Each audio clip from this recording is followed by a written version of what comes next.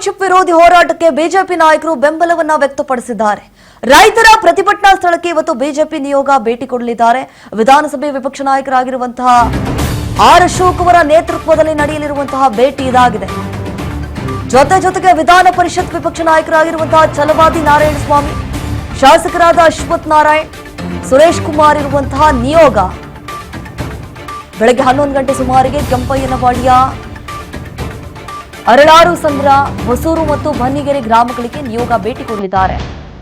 ಬೆಂಗಳೂರು ದಕ್ಷಿಣ ಜಿಲ್ಲೆಯ ಬಿಡದಿ ಹೋಬಳಿಯ ಗ್ರಾಮಗಳು, ಈ ಎಲ್ಲಾ ಗ್ರಾಮಗಳಿಗೂ ತೆರಳಿ ಬಿಜೆಪಿ ನಾಯಕರು ರೈತರ ಪರವಾಗಿ ನಿಲ್ಲಲಿದ್ದಾರೆ.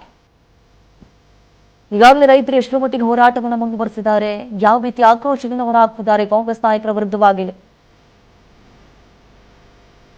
ರೈತರ ಪ್ರತಿಭಟನಾ ಸ್ಥಳಕ್ಕೆ ಇವತ್ತು ಬಿಜೆಪಿ ನಿಯೋಗ ಭೇಟಿಯನ್ನು ಕೊಡಲಿದ್ದಾರೆ.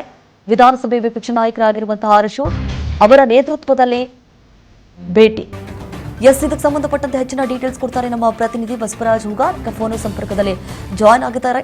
ಬಸವರಾಜ್ ಹೂಗಾರ್, ನಾವು ಗಮನಿಸಿದಾಗೆ ರೈತರ ಆಕ್ರೋಶ, ರೈತರ ಪ್ರತಿಭಟನೆ ಎಷ್ಟರ ಮಟ್ಟಿಗಿದೆ ಅಂತ ಹೇಳಿ ಗೊತ್ತಿದೆ. ಸೊ ಇವತ್ತು ಬಿಜೆಪಿ ನಾಯಕರು ಹೋಗ್ತಿದ್ದಾರೆ, ಎಷ್ಟು ಗಂಟೆಗೆ ಹೋಗ್ತಿದ್ದಾರೆ, ಯಾರೆಲ್ಲ ಹೋಗ್ತಾ ಇರುವಂತದ್ದು?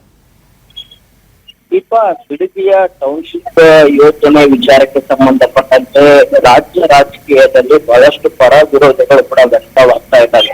ಈಗಾಗಲೇ ಈ ಒಂದು ಟೌನ್ಶಿಪ್ ಯೋಜನೆಗೆ ಬಿಡದಿಯ ಒಂದು ಸುಮಾರು 26 ಹಳ್ಳಿಗಳಿಂದ ತೆಗೆಸುತ್ತಂತಹ ಒಂದು ಹಳ್ಳಿಗಳಲ್ಲಿ ಬಹಳಷ್ಟು ತೀವ್ರವಾಗಿ ಈ ಒಂದು ಯೋಜನೆಗೆ ವಿರೋಧವನ್ನು ವ್ಯಕ್ತಪಡಿಸ್ತಾ ಇದ್ದಾರೆ. ರೈತರು ಒಂದು ನಿರಂತರವಾಗಿರ್ತಕ್ಕಂಥ ಹೋರಾಟವನ್ನು ಕೂಡ ಮಾಡ್ತಾ ಇದ್ದಾರೆ. ತಾವು ನಮ್ಮ ಭೂಮಿಯನ್ನು ಕೊಡೋದಿಲ್ಲ ಅನ್ನುವಂತ ನಿಟ್ಟಿನಲ್ಲಿ.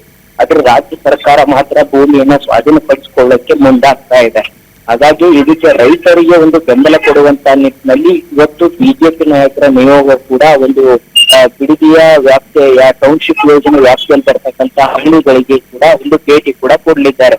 ಪ್ರಮುಖವಾಗಿ ವಿರೋಧ ಪಕ್ಷದ ನಾಯಕರಾಗಿರ್ತಕ್ಕಂಥ ಆರ್ ಅಶೋಕ್ ಅವರ ನೇತೃತ್ವದಲ್ಲಿ ಕೂಡ ಇವತ್ತು ಬಿಜೆಪಿ ನಿಯೋಗ ಹೋಗುವಂತದ್ದು. ಅದರಲ್ಲಿ ಬಿಜೆಪಿಯ ರಾಜ್ಯಾಧ್ಯಕ್ಷರಾಗಿರ್ತಕ್ಕಂಥ ವಿಜೇಂದ್ರ ಅವರು ಮತ್ತೆ ವಿರೋಧ ಪಕ್ಷದ ನಾಯಕರಾಗಿರ್ತಕ್ಕಂಥ ಛಲವಾದಿ ನಾರಾಯಣ ಸ್ವಾಮಿ ಅವರು ಮತ್ತೆ ಮಾಜಿ ಡಿಸಿಎಂ ಆಗಿರ್ತಕ್ಕಂಥ ಅಶ್ವಥ್ ನಾರಾಯಣ್ ಅವರು ಸೇರಿದಂತೆ ಬಿಜೆಪಿಯ ಶಾಸಕರು, ಮಾಜಿ ಶಾಸಕರು ಸಹಿತ ಇವತ್ತು ಆ ಒಂದು ಬಿಡದಿಯ ಟೌನ್ಶಿಪ್ ಯೋಜನೆ ವ್ಯಾಪ್ತಿಯಲ್ಲಿ ಬರ್ತಕ್ಕಂಥ ಹಳ್ಳಿಗಳಿಗೆ ಕೂಡ ಭೇಟಿ ಕೊಡ್ಲಿದ್ದಾರೆ.